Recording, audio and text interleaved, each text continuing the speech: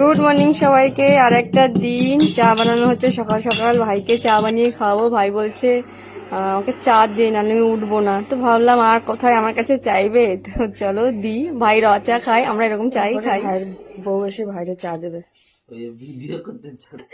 এরপরে ভাইয়ের বউ এসে ভাইরে চা।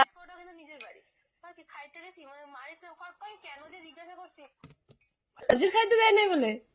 হ্যাঁ। ওয়াও, শাবাশ। নামটাও বলে দাও।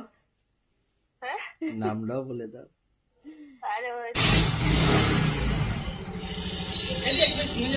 হ্যাঁ গাইস, এই যে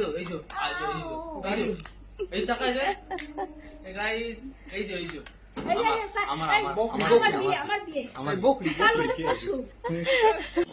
এখন আমি, পিসি আর ভাই আমরা আবার হাবড়া যাচ্ছি। টোপর টোপর গুলো কিনতে হবে, কালকে কেনা হয়নি, পছন্দ হয়নি। কালকে বৃহস্পতিবার ছিল, ছুটি থাকে, ওই জন্য কেনা হয়নি। তো আজকে কিনবো, ওই জন্য আমরা যাচ্ছি টোপরের জন্য। আরো অনেক কিছু কেনার আছে, তোমরা দেখতে থাকো ভিডিও।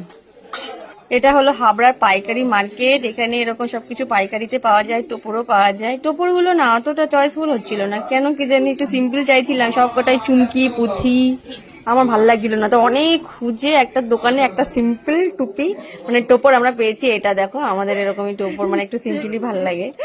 ওপরে মেয়ের টোপরটা চেঞ্জ করে নিয়েছিলাম। বাকি তত্ত্বের ট্রে সেগুলো আগের দিন কিনেছি, আজকেও আবার কিনলাম। এই তত্ত্বসূচি, বেশ সুন্দর সুন্দর তত্ত্বসূচি ছিল এই দোকানটাতে। সমস্ত কিছু পাইকারি রেট। আমি জানি না একটা নিলে পাইকারি রেট দেয় কিনা, তবে তাও আমরা এখানটাতেই আসি। আমাদের বাড়ি থেকে বেশি দূর না, আমাদের দর্শনপুর বাড়ি, আমরা হাবড়াতেই আসি ম্যাক্সিমাম কেনাকাটা করার জন্য। তো এগুলো সব কেনাকাটা হয়ে গেছে, এরপরে জামা কাপড়ের দিকে যাব, সেইখানে অনেক কেনাকাটা, তারপরে বাড়ি। পিসি আর আমি ছিলাম, ভাইরা চলে গেছে স্কুটি করে, আমরা ট্রেনে করে ফিরবো।